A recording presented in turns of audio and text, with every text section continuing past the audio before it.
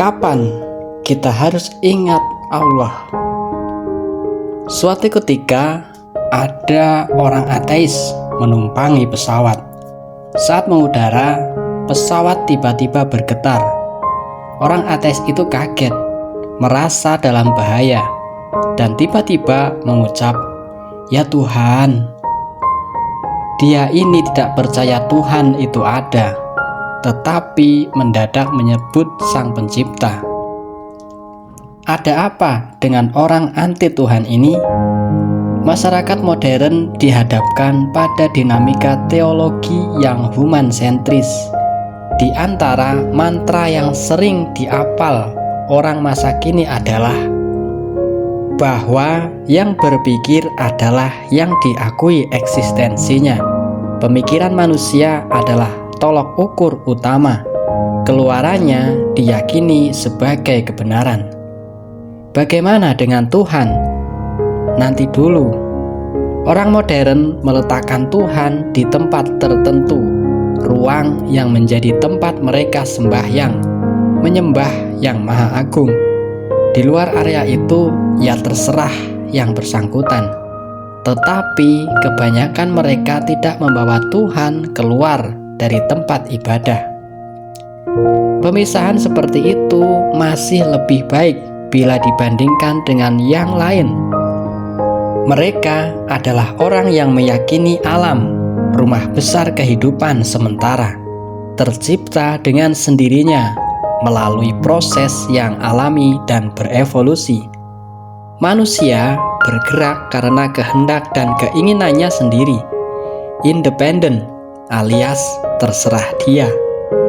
Tetapi saat berada dalam situasi terjepit, entah mengapa akhirnya menyebut Tuhan juga, seperti kisah orang ateis tadi.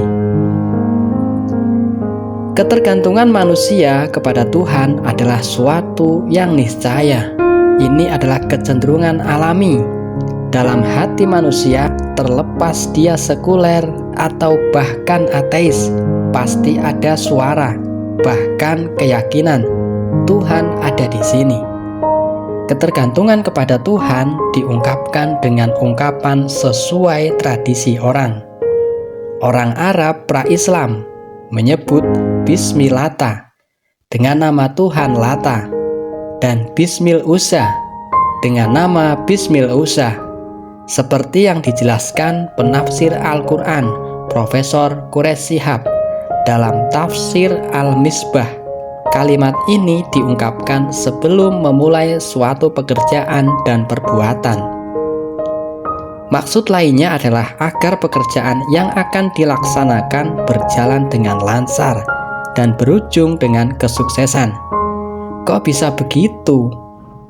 Dengan mengucapkan ungkapan tadi, mereka berharap Tuhan membukakan jalan dan menggunakan kuasanya untuk mewujudkan harapan si pengucap.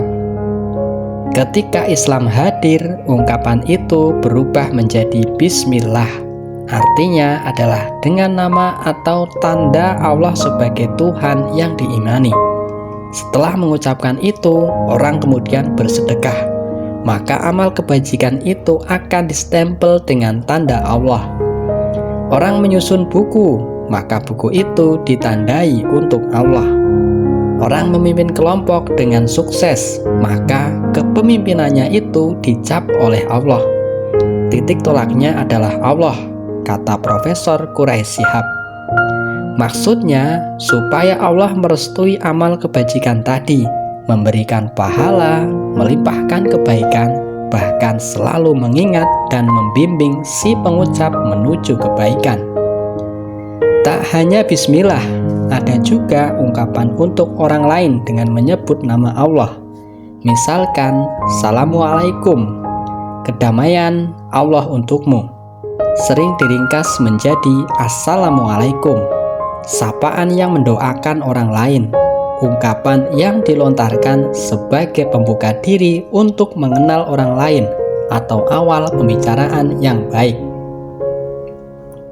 Setelah itu, insya Allah akan ada bahkan banyak kebaikan datang, menyertai dan membersamai segala gerak dan perkataan.